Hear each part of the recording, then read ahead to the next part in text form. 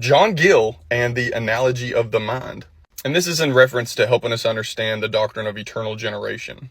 Now, it's interesting. When looking at the East in Orthodoxy, they lean more on apophatic theology, negative theology, with foundations in Pseudo-Dionysius, and they describe the divine, for the most part, by negation. In the Western tradition, God is known more by way of analogy, and Aquinas develops that God communicates himself to us by way of analogy, though understanding that God is transcendent.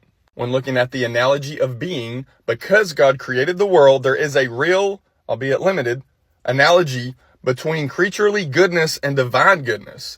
The good we see in creation is a real participation in God's goodness, and that kind of connects to realism, metaphysics, and Christian Platonism. So the created things are considered good, not in and of themselves, but because they participate in or imitate the divine goodness.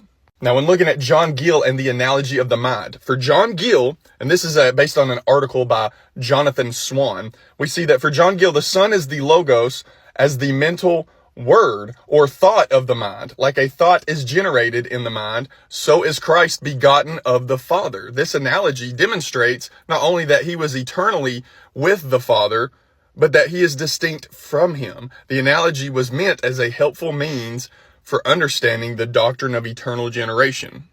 Gill wrote, "He may be so called because as the mental word or the conception of the mind is the birth of the mind, begotten of it intellectually and immaterially without passion or motion, and is the very image and representation of the mind and of the same nature with it, yet something distinct from it.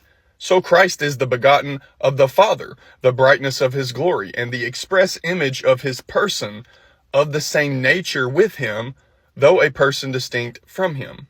Gill writes, "As the mind begets by nature, not by power, so likewise God. As the mind begets a birth simple and perfect, so God. As the mind begets immutably, or without mutation, so God. As the mind begets of itself in itself, so God." So Jonathan Swan writes, "The illustration of the relation between a thought to the mind corresponds with the coexistence, distinction of persons in the Godhead, and of the relation of Father and Son in generation." Gill writes, "Now as soon as the mind is, thought is. They commence together and they coexist and always will, and this the mind begets within itself without any mutation or alterations in itself." Swan says, "The internal and immaterial nature of generation is thus given shape by the analogy of the mind, to which this divine name points. As Gill penned it, he said, the mind to God who is the eternal mind, to Christ, the eternal word and wisdom of God."